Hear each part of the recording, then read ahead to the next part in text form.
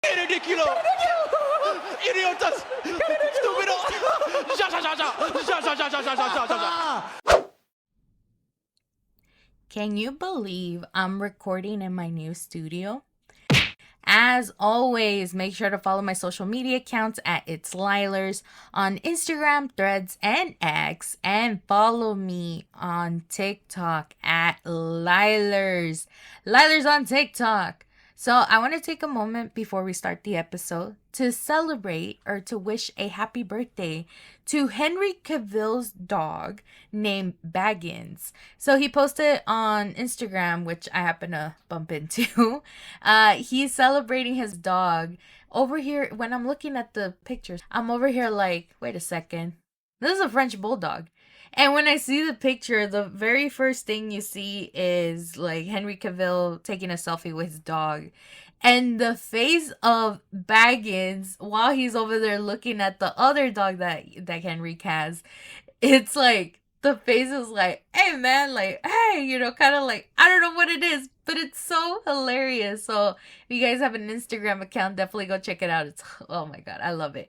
And I cannot help but also to notice the way how Baggins looks exactly like Cosmo, except he might be a little bit more lighter than Cosmo. Cosmo's like dark brown. He looks like on the more on the gray side, but the eyebrows, the way how his other colors are blending in is kind of like Cosmo, and I love it. If Babies didn't even get her space surgery, I would have been like, hey Henry, can we mate the twos, just saying. But no, for those that do not know, of course I mentioned on the previous episode, Cosmo is officially spayed, meaning that she cannot have any babies. I'm really against the whole people breeding dogs. Honestly, me personally, if I could adopt more dogs, I would definitely go visit a shelter. I do have a pit bull that he's a rescue. And then Cosmo and my other dog, they were mostly like gifted to me. So it's like I really didn't have the opportunity to go to a shelter and get more dogs. So I do have a rescue. But with Cosmo, it's more of a complicated story because she is a French bulldog.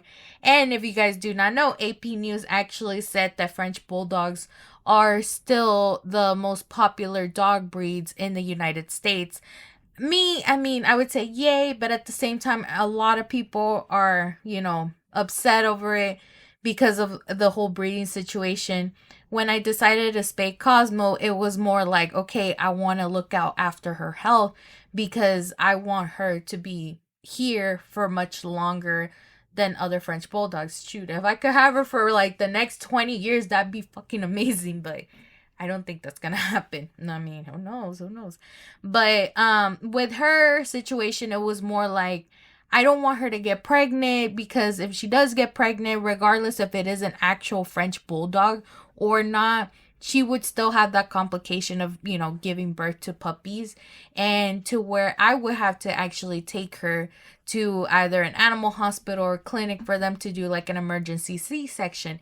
And that's going to cost me literally probably over $5,000. Like it's going to be way too expensive for me, and I don't have the money to do it. And yet again, I don't want to risk the life of Cosmo just for the sake of her having babies. No, I'm really against that. But I was mostly just against the whole spaying originally. Like I usually used to say, well, I want them to have puppies, this, and that.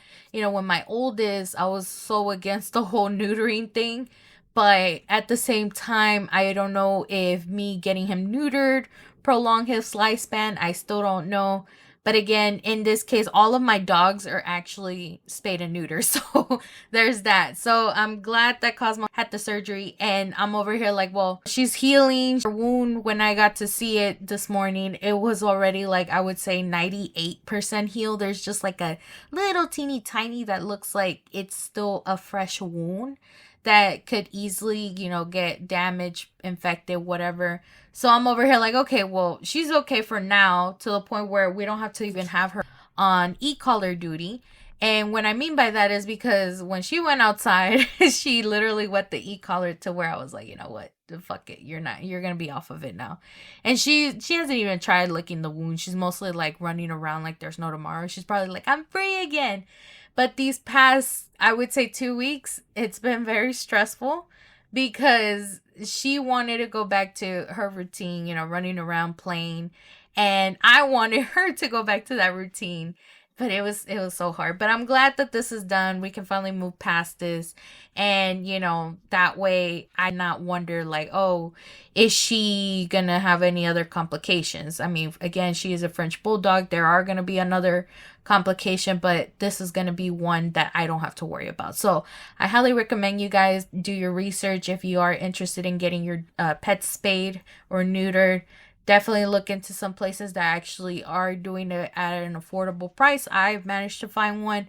Shout out to the Houston Humane Society. They're the ones that hooked it up. And I'm not saying like I had to pay for free. No, like it was a very low cost, very fast process. And, you know, everything that they have done to make sure that she was healthy, like Cosmo, was so appreciated for it.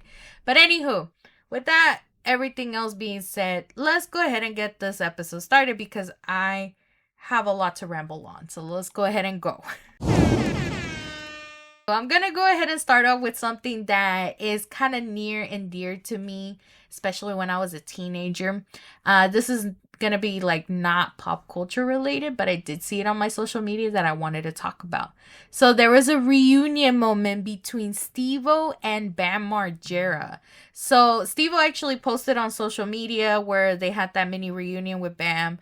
And the thing with this, I'm going to give you guys a little bit of a background information for those that do not know.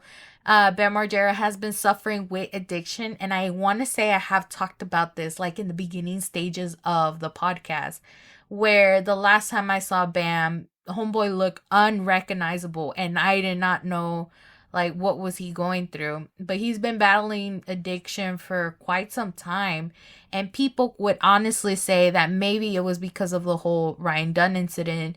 You know, ever since he passed away, maybe Bam just started using drugs, getting drunk most of the time to where he just wanted to forget about life. Unfortunately, of course, he does have a son that, you know, he needs to take care of. And of course, he is married again. After he married Missy Margera, who we saw on Bam's Unholy Union, they got into a divorce, but they're still close friends. Bam eventually ended up remarrying. I think her name is Nikki Margera now, but I forgot her original last name. But yeah, they're the ones that have, you know, the son whose name is Phoenix Wolf. Ever since then, Bam, again, we've seen him going through all those stages and, you know, to the point where some of us were very concerned about him and his health, whether he was trying to sober up, but then he ends up falling back into addiction, and it was a big ass roller coaster. At one point, I even followed Bam Margera on Instagram to where I would see some things of him, you know, just talking shit about people who he considered friends, now calling them fake friends. Other times he's over there talking shit about his wife, talking shit about, you know, his family, all of that.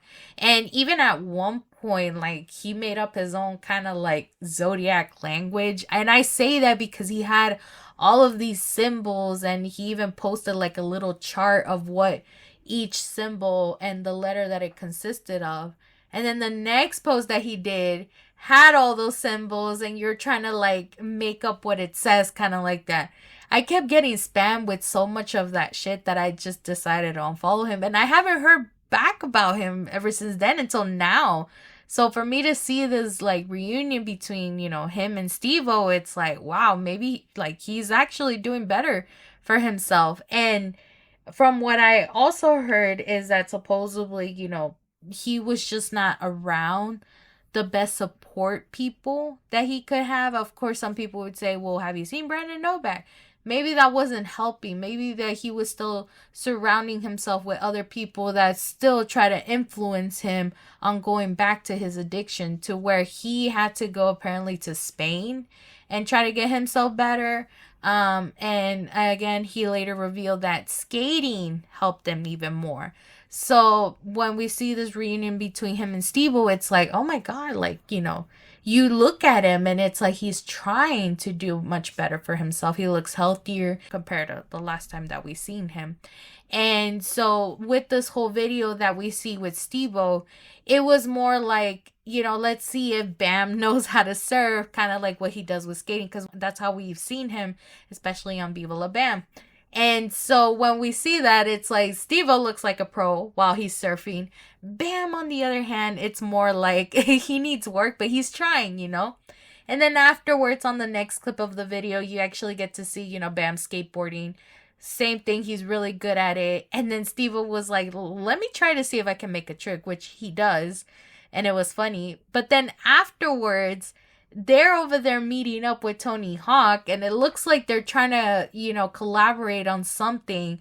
I don't know what. And they even said it like, it's a surprise. I'm not, like, Tony Hawk's not here. But I'm like, okay, forget that. I want to focus on something else, because whenever they see that clip between them and Tony Hawk, you see Steve-O, and right next to him, he has his dog, Wendy from Peru. If you guys do not know the whole story or the concept of it, definitely go check it out on YouTube of how Steve-O came across Wendy. I think today we're going to talk about rescue dogs. Let me find out. But on the video, you learn how Steve-O got a hold of Wendy, and Wendy to this day is probably like, I guess, his soulmate of a pet. Because Wendy is just with Steve-O, like, I would say, like, in Spanish, we would say pegado, like, está bien pegado con Steve-O. But it's more like, or she's very attached to him, and I'm all for it. I think that's how Cosmo is with me. And so, whenever I saw, I'm next to Wendy, she's over there getting petted by Bam. And I'm over here like, Bam and Wendy together was not on my 2024 bingo card. And a lot of people even said the same thing for just Bam and Steve-O being together. Like, that's something we were not expecting. But at the same time, it's like, good. And other people were also on the comments saying, like, 2024 is the year where Bam will make a comeback. Or, this is his year. He's going to do better. This, and that. Like, we're still all excited for him. Like, as fans, I don't think, and again, I'm pretty sure I speak for most people, that, Bam and everybody, including, Steve-O, everybody from Jackass, even in the Wild Boys, well, it's just Steve-O and Chris Pontius, like, they have a big impact for us because we grew up with them. Like, when everybody, I guess, was a teenager, I was still, like, in 5th, 4th grade, I think, when Viva La Bam was still going. And that's how I found out about it. But I was still a kid, eventually just, growing up. And I think whenever, like, I'm about to talk later on in the podcast because I'm talking about something else, I was more, like, acting as a zillennial and more like a millennial. Because when I was growing up, I was more focused on the old things instead of the things that were actually, like, happening in my era. So it's like I'm kind of behind, so that's where the millennial comes in, but then the Gen Z part comes in of what's going on now. So I don't know. But yeah, as a fan, I'm happy that this is going on for Bam. So for me to just even see them laughing, having a moment together, I'm like, I want to see a reunion for everybody else that's, taking care of themselves. Because, yeah, it was funny for us when we watched it as kids, but we never truly understood what they were going through as they were filming it. So, but just watching this, I'm over here like, I kind of want to watch both Viva La Bam and Bam's Unholy Union just for the hell of it. Even Jackass, now that I have Netflix, I could probably watch it. And for me, like, I own all of the Viva La Bam episodes on Apple. So I'm like, thank God. So I can always rewatch them. But anywho, let's go ahead and move it along. This is also non-pop culture related, but it's a little bit because it's in the music and acting industry. Congratulations to both Lenny Kravitz and Dr. Dre for earning their Hollywood Walk of Fame. Of course, for Lenny Kravitz, his daughter, Zoe Kravitz, was the one that was honoring him. And they had like a little special dad and daughter moment. And even Zoe was like, appreciating his work and how, she looked up to him and then eventually started roasting him Starting off was like, well, I mostly saw you shirtless, you know, whatever. But it was fun just to see that. With Dr. Dre, he was accompanied with Eminem, 50 Cent, and Snoop Dogg. I only watched Snoop Dogg's speech. I haven't had a chance to watch Eminem, but Snoop Dogg's speech was so hilarious because he started off with, first of all, I would like to thank me. And I'm like, no, boy, please. But it was more like, it wasn't like joking. It was all seriousness because it was mostly like him saying like he thanks himself for, you know, taking the opportunity with Dr. Dre and, you know, starting a record label where they were signing like new and upcoming rappers. And it's true because it wasn't even just with Snoop, maybe 50, but especially for Eminem, you know, we all know that like for Eminem, for example, nobody believed in him besides Dr. Dre. So it's like they owe it to him. So for him to have that is truly an honor. But yet again, everybody else that supported him, looks up to him, was there to be there for him. So it's really, really good. And speaking of these people, they actually did a skit with Jimmy Kimmel. And I don't know how I felt about this. It was more hilarious than I expected to. When I see these rappers, I'm thinking like all seriousness, like they don't have no sense of humor, but that was a lie. So basically on the skit, we get to see apparently Jimmy Kimmel going to, I guess, the emergency room, and in there he's greeted by Dr. Dre dressed up as a doctor, and they're trying to figure out what's wrong with Jimmy. And they, next thing you know, it turns out that he has a small pee-pee. And so when they're doing that, they're having problems with finding it, basically, because it was that small. Snoop Dogg came out, and they ended up getting a magnifying glass to find it. And they're like, nope, no luck, I don't see it. And Jimmy's like, wait, it was like, I don't have a small penis, you know? And then 50 Cent came out with a golden telescope. And I'm like, oh my God, how else can we go along with this? And they're trying to find it. And 50 was like, I'm sorry, man, you know, whatever. And then Snoop's also trying to find it. And I guess they pulled out this little tiny thing.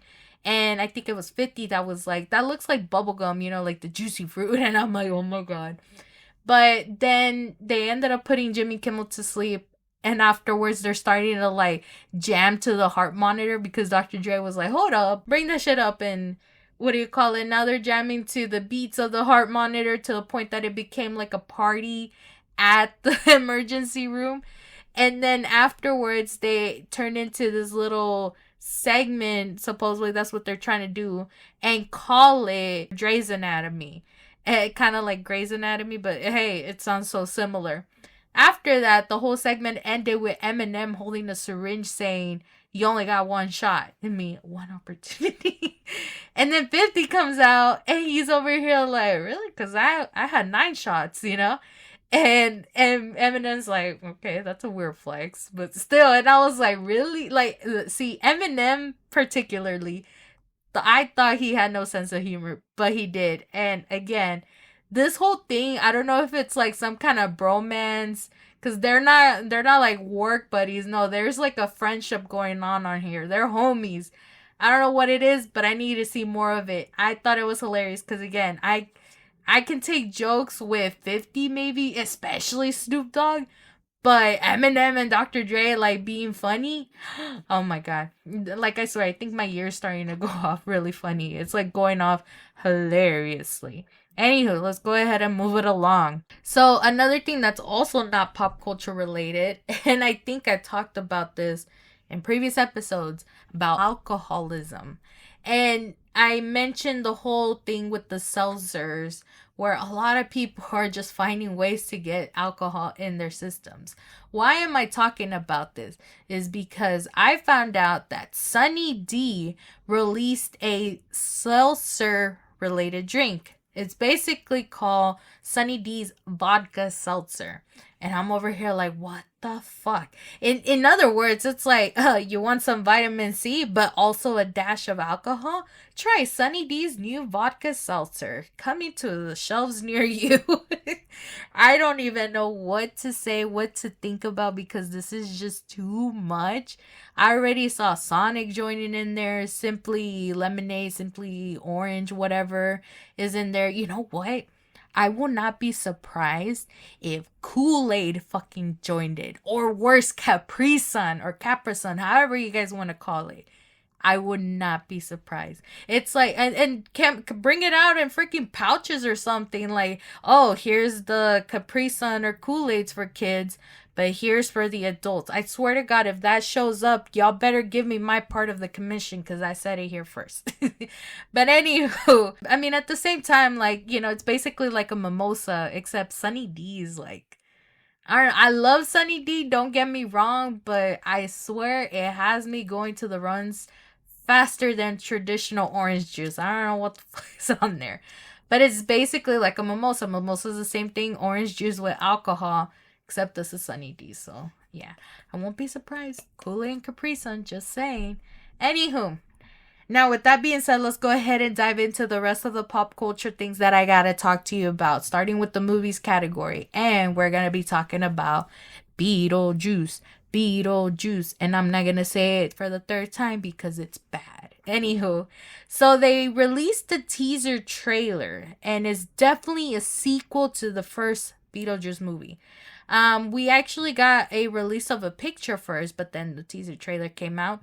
And on there, we get to see Jenna Ortega, Winona Ryder, and Catherine O'Hara representing 3 generations of the Dietz family.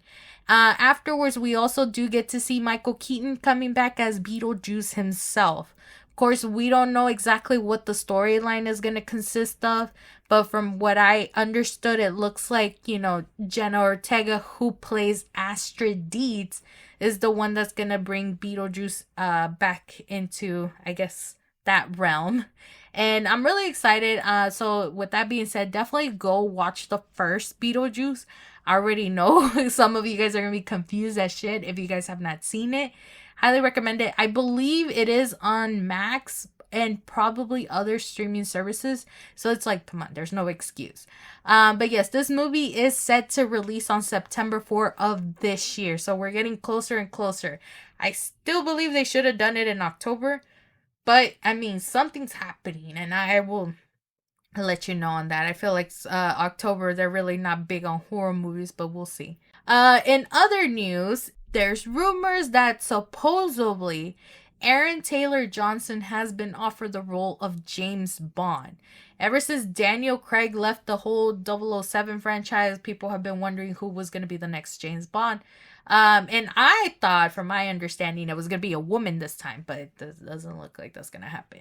Now, the reason why I say it's rumors, because there was a lot of people that said, okay, he's been offered the role, but Vanity Fair actually said, no, he has not been offered the role, quote, yet. So, I don't know. My personal opinion, though, if you guys have not seen Bullet Train, definitely do so, and probably you will get the understanding of why he actually does look like he will be a really cool James Bond. Like, we've seen him in Kick-Ass, we also seen him in Godzilla.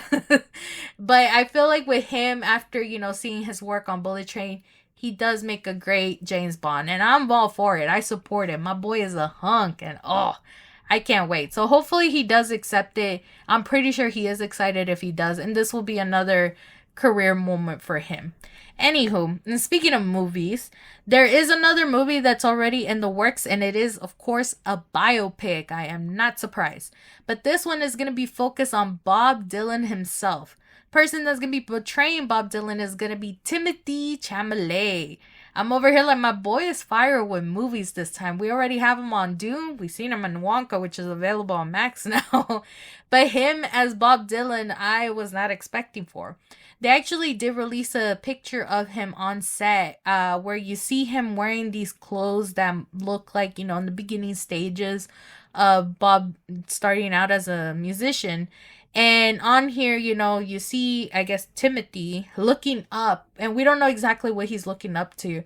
Could be a building, it could be a billboard, probably could be like something that, if he's portraying the character as Bob Dylan, looking up something that's giving him inspiration or motivation to pursue that music career. And of course, alongside with that, he's holding the guitar case, so he's already there starting off, and you can tell it's like way back in the days. You can see the cars from the early 60s, 50s. I don't even know how old Bob Dylan is, but yeah, it looks very, very back in the days. But I'm excited for it. Am I gonna watch it? Hell to the no. I'm not big on biopics, even though we've been talking about so many of them. And some of them I do watch, but it's like I won't go to the movie theater just yet to watch it. That's why I'm like, but still, Timothy is on a roll when it comes to these movies.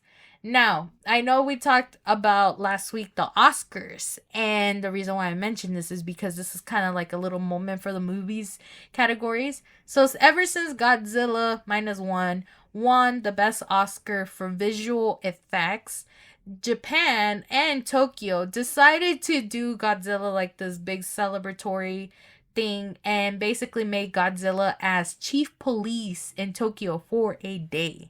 And these are one of the reasons why I am living in the wrong country. And I only say that because the way how I see it, I'm like, man, imagine me bumping into Godzilla. I would just ask for a selfie. I'm like, thank you for what you're doing. But still, I'm so big on that, and it's hilarious. Another thing, I was like, it's so, now that I'm recording here at the new studio, I'm like, one of my bookshelves empty that's going to be filled with Godzilla Funko Pops. I ordered them already, and I'm over here like, oh my god. Confirmation Shima's gonna be the villain, and so WrestleMania, I swear, so WrestleMania. Anywho, let's go ahead and move it along. Another movie that's also in the works, and this is kind of like game related. We already talked about all the other movies that are becoming like either movies or series. We already have Minecraft confirmed, and then we also have Among Us. And now there is a possibility The Sims is gonna get a movie. A company that is owned by Margot Robbie, Barbie herself, will be the ones producing the movie and will join forces with Loki director Kate Herron. So this is a possibility, but there has not been a release date yet. Another thing that I'm also concerned about is how is that dialogue gonna be? Because if you play The Sims, some of y'all don't even understand what they're saying, and some of y'all do, which is scary. But I do believe that whenever the trailer or the movie does get released, there's going to be a new fandom that's going to worry me to, I don't know, God knows what. I mean, we already seen the Among Us fandom, even Squid Game, but The Sims, I don't think a lot of us are ready for it, but we will see. Anywho, but if the trailer does come out, we're probably gonna talk about it. I won't be surprised if they actually use like English dialogue and not the Sim dialogue. Anywho, let's go ahead and move it along. So there has been confirmed by Variety that there's gonna be more details of the Joker 2 musical songs. Some of them, they do say that it's gonna be 15 cover songs with original tracks that may have been added. So I'm not gonna say I have high hopes for Joker 2 compared to the first one. This one's gonna be more like lenient. I think I'm saying the word right. More like chill, a little bit of fun, which is kind of scary because the first Joker was very like intense. It was more, it had more thriller, it was dramatic, all of that. And then the second one, again, since it's gonna be a musical, if it's not like Sweeney Todd, again, it's gonna probably flop. But I'm still gonna go look at it. The thing about this is that if there's gonna be original tracks, I'm pretty sure Lady Gaga is gonna be the one composing those tracks. Other than that, they did say that some of the songs are well known, such as the song called That's Entertainment from the 1953 musical The Bandwagon, which was famously associated by the late actress Judy Garland, Wizard of Oz. So, I mean, I don't know how I'm going to feel about it, but again, as long as it's relating to the movie itself, where they're singing it towards each other and there's some meaning on it, then I guess, okay. I'm really, really waiting for that trailer to see how that's gonna come out, what the storyline is gonna pertain. I don't know. I don't know how I feel about it, but again, I'm still gonna watch it. Am I probably gonna review it depending how well it does?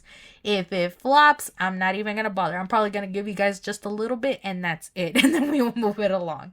So let's talk about something else. I was actually skimming through social media and I bumped into IGN's account, which I also follow. And they released a trailer of this movie called In a Violent Nature.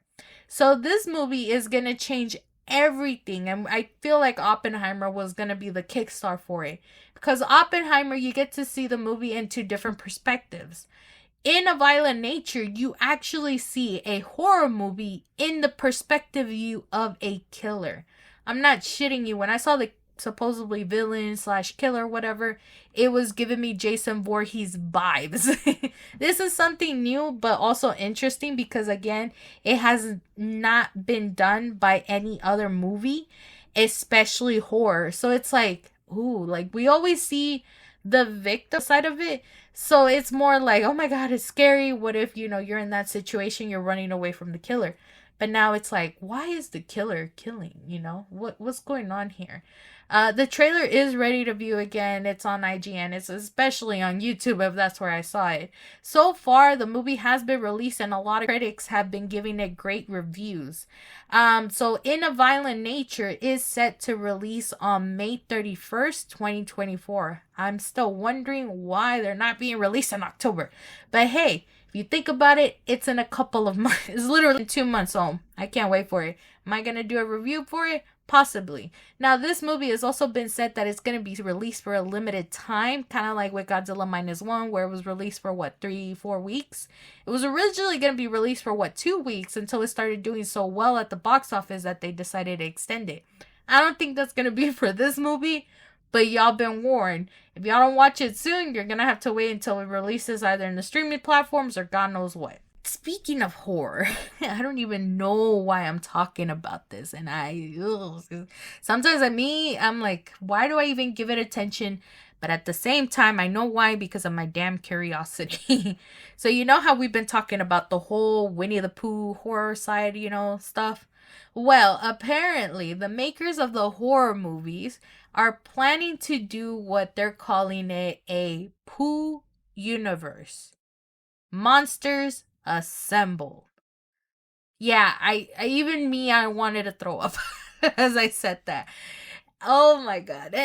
But Avengers Assemble is not cringy, right, Lielers? No. So when I heard about this, I'm over here like, okay, if you guys are gonna do this kind of like universe kind of thing, I'm over here like, have we not learned from Freddy vs. Jason? I only say that because I love that movie. That was literally the first horror movie I've watched, literally. But it didn't do so well at the box office. And my thing is that if you're planning to do, again, a horror universe, a lot of people will love to see Freddy Krueger, Jason Voorhees, throw in Chucky in there, throw in Ghostface in there, even Leatherface from Texas Chainsaw Massacre. Maybe Jeepers Creepers, maybe Jigsaw or, Billy the Puppet, whatever. If you add them, it's still not going to do so well, but that's what probably horror fans want. Oh, I forgot Pennywise. How can we forget Pennywise? Come on. But at the same time, it's like, if you're going to do this other, it looks like a Disney horror universe, bring in the Grimm brothers. I haven't read these books, but there is the folklore of the Grimm brothers doing what supposedly is the truth of all of these Disney characters. Supposedly, like with Snow White is one. The Snow White story was a little bit disturbing. Beauty and the Beast, I think it was like a psychological one. It was more like a Stockholm syndrome kind of thing. I don't know.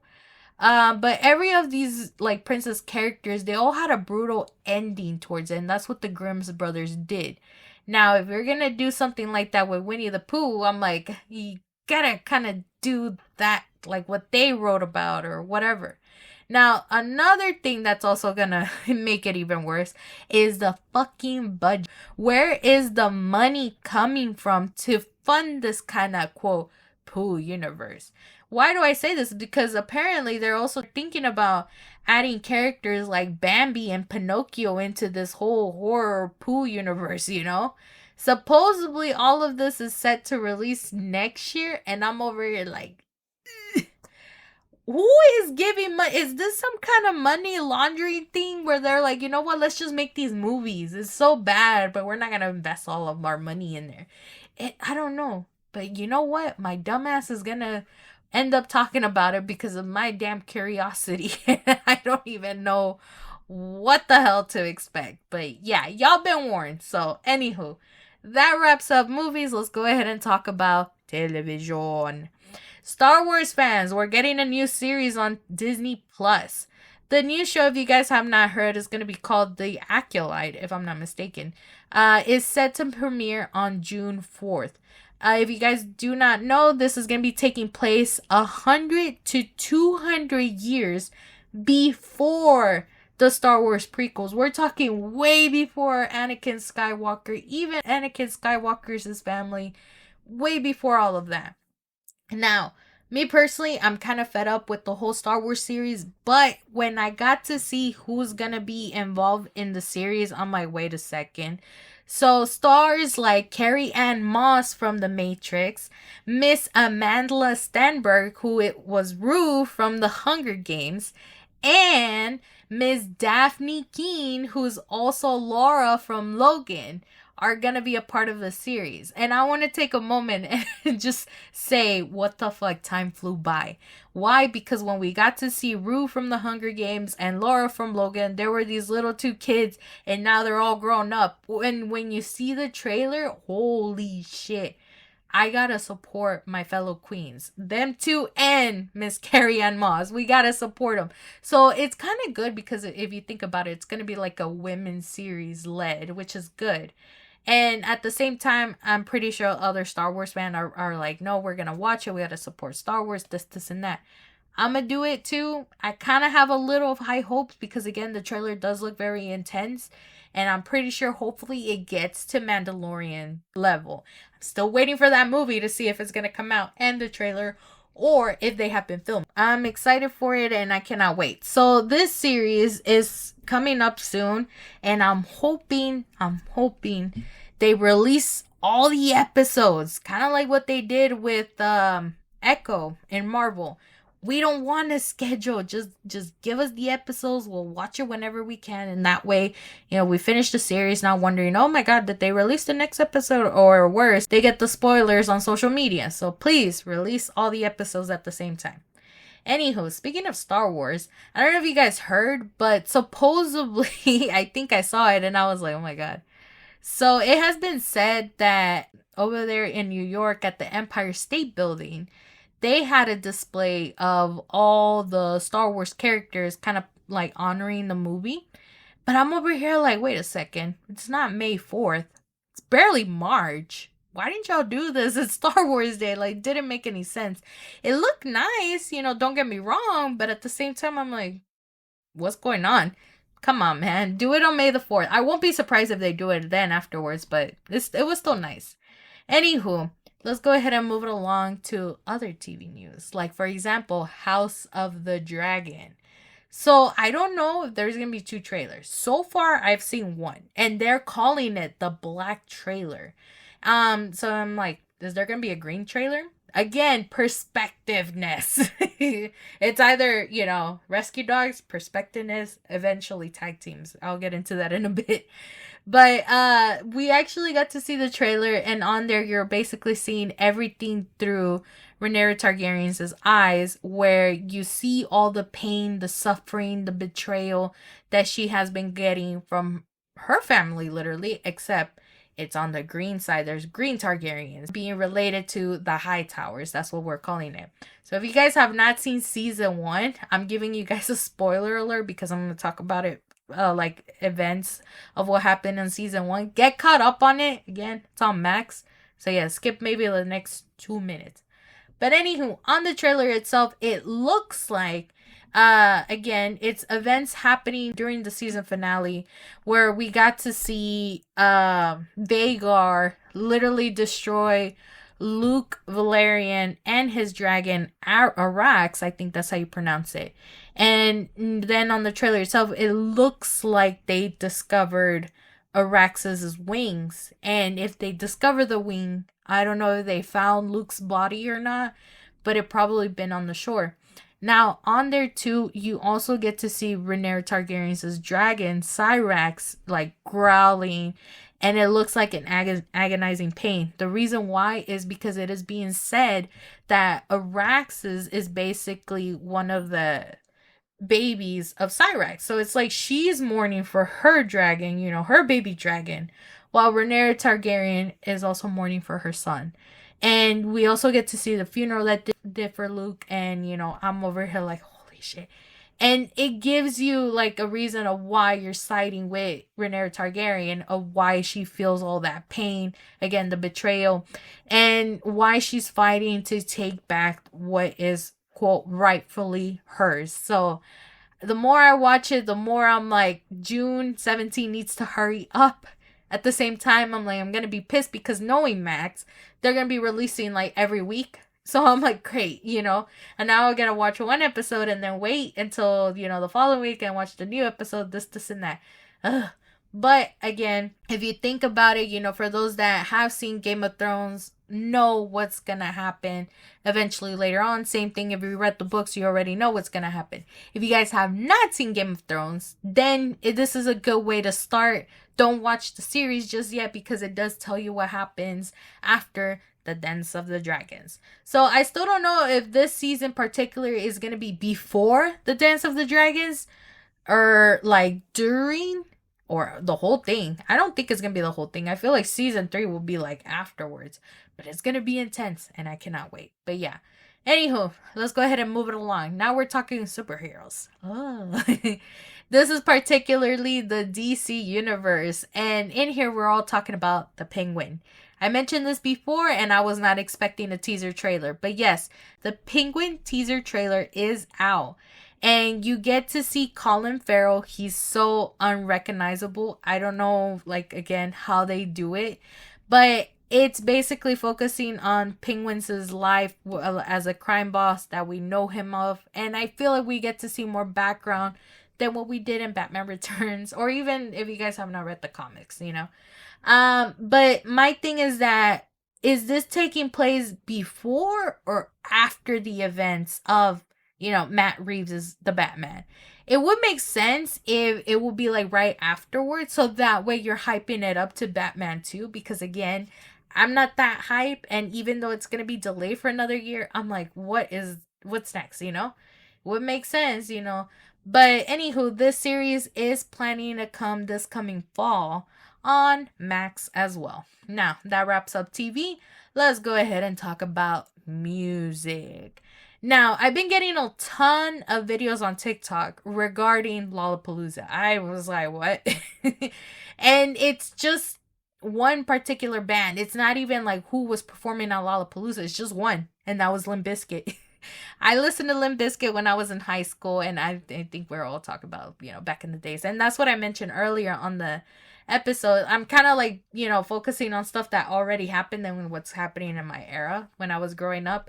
So yeah, when I was in high school, I was listening to Limp Bizkit, I was listening to Disturbed, Breaking Benjamin, Linkin Park, System of a Down, you know, basically everything new metal focused on. And I remember with Limp Bizkit, it was like, you know, music that I was not used to, but I still love listening to it. So when I got to see them on TikTok, I was like, holy shit. They literally look like the same musicians that my parents listened to. I'm sorry, but that's how it is. And I'm like, damn. And my thing is that Fred Durst, the lead singer, was wearing like this outfit that was screaming 70s style. I'm over here like, where's the hairspray? But yeah, even though like for his age, his voice, it sounds the same. It sounds like, you know, he was like early on when he was first beginning, and I was like, damn. Some of the videos that I did get to see on TikTok was, you know, them performing their usual songs. One in particular, they actually played Nirvana's Heart-Shaped Box song. And after performing it, Fred was like, that's not our song. And then eventually they started playing Take a Look Around. And the way how I say is because I feel like, I don't know if this is me or everybody else, but me personally, I believe Take a Look Around is probably Limp Bizkit's most underrated song. I love the song. I actually know the lyrics to this song because it's just that damn good. Why you say it? Because he's rapping, the melody of the chorus still hits on, and I'm like, damn. And the fact that I know how to rap it, it's even scarier. Like, literally, I can probably rap the first verse. I swear to God, if it sounds like shit, I'm gonna edit it out. So if the song's starting, I'm basically saying, all the tension in the world today. All the little girls filling up the world today. When the good comes to bad, the bad comes to good. But I'ma live my life like I should. Not all the critics wanna hit it. Shit can never did it. Just because they don't get it. But I'll stay fitted. New era committed. Now this red cap gets a rap from these critics. And that's as far as I'm gonna go. Hopefully, like, if I think about it, if, Limp Bizkit ever does make a tour, I do want to see them for sure. Now, that's something maybe 16-year-old me. Yeah, I was 16 when I was listening to them. That's how late I am in the game. But I was listening to them, and I'm pretty sure I would have loved to see them perform live. But yeah, it's them and maybe some other bands. Still debating on, seeing Marilyn Manson. I don't think that's going to happen, but we'll see. Anywho, but yeah, that's the only thing I have for music. Let's go ahead and move it along to gaming. Now, since the release of the Fallout trailer, like I talked about it in the previous episodes, Microsoft is actually planning to give away a Fallout theme ball that includes a custom Xbox Series X console and controller. When you look at the picture that they released, it literally looks like a legit ball. And I'm over here like, is it as heavy as it looks? When you look at it in the front part, you get to see the Fallout logo, and then you get to see the Vault 33. But on there, you see the keypad, and I'm like, is this really real? Like, for real, for real? When you open it up, you actually see Vault Boy with his thumbs up, trying to measure to see if he is in the mushroom cloud zone or not. If you guys did not know why he had that, now you know. And then in there, you get to see the console and the controller. It's white. I don't know if on the design itself, it looks like it's Vault Boy and all of his different, emotions and whatnot. I can't tell. Like, this is as far as close as I can get. But for sure, the color and the design is giving me Institute vibes. Mostly Brotherhood of Steel, But anywho, that's what it looks like. And again, if you guys do have a Microsoft account, you can definitely enter it into the sweepstakes by using your Microsoft Rewards points. I am thinking about doing it, but I have no hopes that I'm going to win because I have entered in so many sweepstakes that to this day I haven't gotten the call. I wish they had this to buy. Like, I wouldn't mind buying this shit. I don't care if it would cost like $500. I still buy it. But anywho, another thing I have for the gaming category, if you guys have not done so, there is a trailer for Marvel releasing a video game called Marvel 1943: The Rise of Hydra. The trailer itself looks like it's going to be highlighting both Captain America and Black Panther as the main protagonists. But it looks like there's some conflict between them. So I'm like, ooh. I'm not shitting you though. When I got to see the trailer, the graphics look so dead on that I was over here like, is this a movie or like some kind of TV series? I did not know this was a video game, honestly. And I'm hoping that this has a much better response than like the Avengers video games and whatnot. Because when it got released, everybody was like, nope, it's bad, whatever. This one looks very good. However, it is set to release next year. I'm wondering how it's going to be. But again, I'll probably watch the gameplay. I barely have any time to play video games. So there's that. Anywho, now that wraps up gaming. Let's go ahead and talk about wrestling and wrap up this episode soon. If you guys did not know, we talked about Bray Wyatt last week about, the Hall of Fame, potentially, maybe, hoping that they induct them. Now, they haven't confirmed it just yet, but Triple H posted on social media that there's going to be a documentary revolving around his life, which I think is perfect, for this whole situation that we've been wondering. This is probably a great way to honor him. In there, we got to see, his brother talk about, Wyndham Rotunda, how he grew up, what were his dreams, how he wanted to become a wrestler. And I'm pretty sure it just covers all of that, We also got to see a glimpse of JoJo. I'm pretty sure like she talks about, Bray's ambition during his WWE career and all of that. Supposedly they say that this whole documentary is going to be narrated by the dead man himself, The Undertaker. But the documentary is going to be called Becoming Immortal, and it is set to premiere on Peacock on April 1st. Now, this is something I'm wondering about. I'm probably going to do it, but it's not going to happen next week episode. It's going to be the following week because this lands on a Monday. But there is a possibility I'm probably going to review this documentary or probably just talk about it, for those that do not have Peacock, because I love Bray Wyatt, ever since he made his comeback. I've been wanting to see if we were ever going to get The Fiend back because I love him as The Fiend. And, whenever I found out that he was taking time off, I'm over here like, are they trying to bury him? This, and that. And later on, when I did find out that, he passed away, I cried. I cried during the whole, memoriam that they have for him. Like, I think my voice is trying to crack up. And, it's sad because, I was really, really hoping he came back. And so this is something I'm really excited about. So that's why I'm like, I really want to talk about. So there's that. So be prepared. In 2 weeks, we're going to talk about this. But anywho, let's go ahead and move it along. So St. Patty's Day was last week, and I really didn't talk about it because I'm not Irish, but we do know an Irish person in WWE. Ms. Becky Lynch actually had some career accomplishments.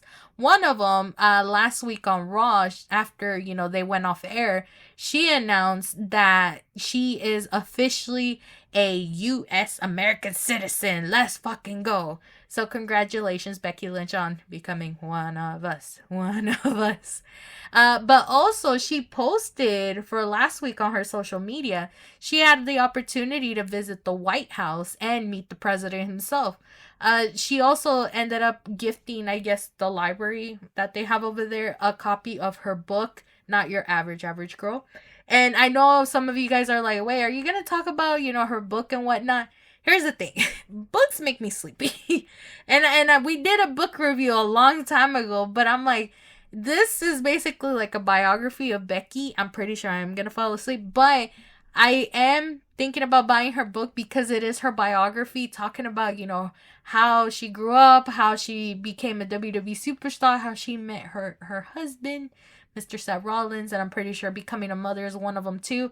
And I really appreciate Becky. Like, I love her. Why? Because the way how she managed to write a book during her busy schedule, lifestyle, everything is something that a lot of people cannot accomplish. She made time. And I remember, like, I've seen, like, on some interviews where she would say that, when she's not doing something, she's writing her book. Like, a few words here and there.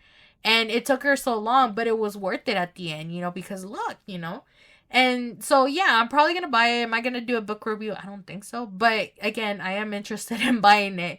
And so I want to say, like, congrats, Becky. You're an amazing person. A lot of people look up to you. So who knows if she's actually going to have another WrestleMania moment. She has accomplished so much. And I'm like, oh my God, if she does this, I'm like, can we retire now? Because women, let other women do their history moments, but still, I love her.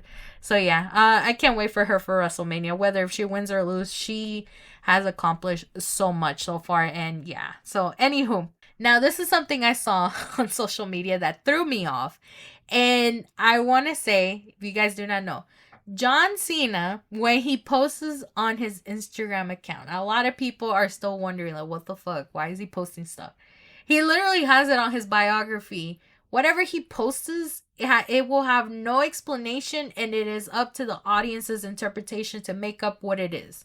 The reason why I say this is because I'm on social media. I follow a particular wrestler who he posted.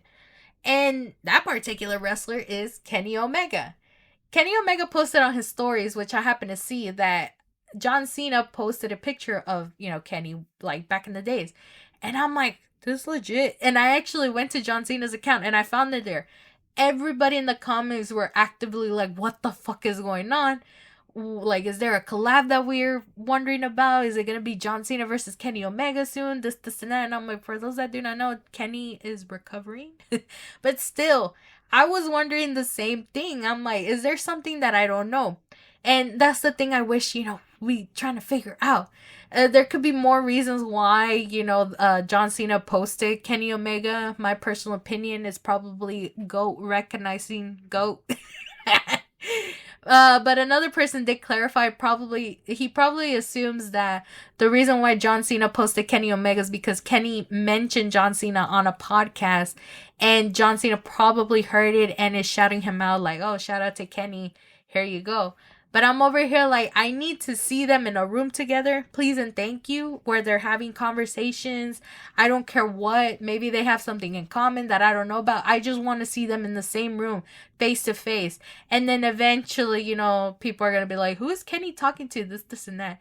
I'm not going to shit you not. A part of me was going to go on the comment section and say, who posted Kenny Omega? But I'm not going to do that because I don't understand how some of y'all keep doing the whole... Who, like, John Cena, I don't see him, stuff like that. It's so hilarious, but I'm like, I'm not gonna join that. No, I see John Cena for what he is, so there's that. Anywho, let's go ahead and move it along. Now, for those that do not know, AEW Dynamite took place in Toronto, Canada. And the most highlighted main event match that they've been announcing for so long is Adam Copeland, also formerly known as Edge, going up against Christian for the TNT Championship.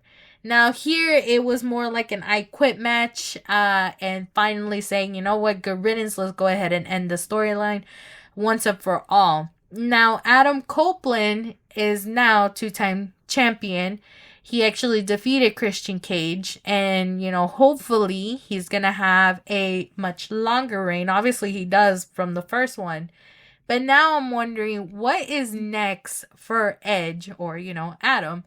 Because if Christian technically said, I quit, last time I checked, Adam was like, oh, well, I came to AEW to finish the story with Christian, and then I'll go ahead and retire. So I know that's coming up soon. But who's going to retire Edge now? Now, I know that there's like this whole storyline with Christian and then Luchasaurus, which I'm not going to call him by that name that they call him now. And then that one kid that he's also with. But I feel like, this whole storyline could possibly get buried. And then potentially maybe Edge is going to make room for new wrestlers on AEW. I'm not sure. And then eventually retiring because, he did say he was going to make time for his children. So, I'm like, it's going to happen sooner or later. I don't know what's going on, but I'm very curious to see it. So now I'm probably going to be watching AEW more often. Anywho, the last thing I wanted to talk about is AJ Styles and LA Knight. And this is going to piss me off. The reason why I say this is because the most recent SmackDown episode... we have AJ looking like, he's chilling at home and whatnot. And then they fucking pull the home invasion segment. I say this with respect. You cannot go wrong with the OG home invasion scene between Triple H and Randy Orton. I think almost everybody can agree with that. My thing is that when I watched this segment, it cringed me the fuck out because of the way how it looked. It was... like, not as realistic as I expected it to be, because we all know this is all stage, right? Yeah, we can admit that. Now, my thing is that if you're gonna make it look realistic, don't make it cinematic.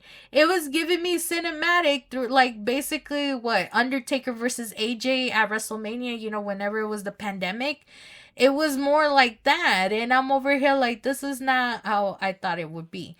And they tried their best to make it look as realistic, like they brought officers and they, use officer body cam, officer car footage, all of that, and arresting, this, and that. And I'm over here like, this is why WWE needs to hire me as a writer, because I could have made it better. Why? AJ probably has neighbors. Y'all could have gotten like actors to portray those neighbors, pull out their phones, doing lives, doing, TikTok, whatever, posting on social media. Grab that footage to make it look realistic, not freaking use all of this, because you see the cop footage, whatever, but then you actually see the cinematic footage, and that's what killed the vibe. So I'm like, oh my god, WWE, y'all could have done so much better with this. But anywho, the more I talk about it, the more less hyped I am. And that's the thing, like, I'm more hyped for the Jimmy and Jay Uso fight that's coming up at WrestleMania than I am with AJ Styles and LA Knight, and that's not how it's supposed to be. I love AJ, even though we are all predicting that he's gonna lose at WrestleMania, so that way LA Knight can't have his WrestleMania moment. But I'm like, the way how they're hyping it up is just not it for me. But anywho, with that being said, that wraps up this week's episode. I'm already cringing just the more I talk about this whole SmackDown segment. Like, come on, even AEW did much better this week than SmackDown. But, oh well. But anywho, so next week, if you guys do not know, Godzilla and Kong, the New Empire, is going to be premiering. So we're definitely going to be talking about that movie for sure. So expect a movie review. Alongside with that, we're always going to be covering whatever's been happening on pop culture. So as always, make sure to follow my social media accounts at It's Lielers on Instagram, Threads, and X. And follow me on TikTok at Lielers. Lielers on TikTok. I hope you guys do enjoy the episode. Expect the movie review next week, and I will talk to you guys on the next one.